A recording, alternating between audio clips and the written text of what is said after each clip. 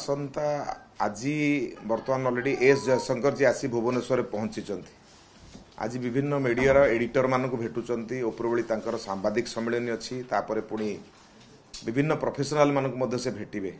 आसंता काली कटक रे प्रोफेशनल मान को भेटे संबलपुर गस्त करेंगे आसंता काली अपराह्न 3टा बेले आमर केंद्रीय सभापति मान्य जेपी नड्डा जी पहुंचे काली बहुत बड़ घटना होगा जाऊँगी आमर पार्टी जो मैनिफेस्टो ओडिशार सी काली रिलीज हम उपरओली एवं भारतीय जनता पार्टी कौन नहीं निर्वाचन में लोकों पाखक जीव भारतीय जनता पार्टी शासन क्षमता को आसिले लोक मानक कौन सुफल दब काली ही मैनिफेस्टो रिलीज जापर जोटा बहुत बड़ विषय एवं काली आम गुरुत्वपूर्ण दिन होची काली पुणी राति प्राय 9:30 पाखापाखि आमर प्रिय प्रधानमंत्री नरेंद्र मोदी काली भुवनेश्वर रात्रि रही करेंगे तेणु सी आम गोटे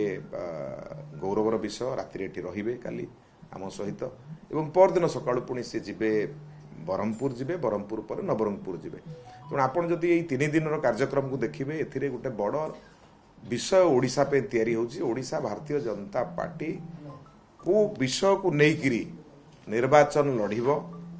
एवं कौन लाइन नईब जो लाइन को लेकर भारतीय जनता पार्टी लोक मान पाखक जीव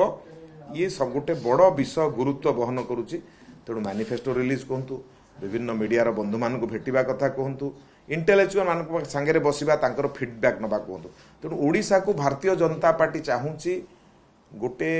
जिते गरीब कल्याण कार्यक्रम आसी तार प्रयोगशाला ओडिशा हम एठू गरीबी केमती हटिब नवीन बाबू शासन में गरीबीटा बढ़ी 3,26,00,000 लोक 2013 मसीह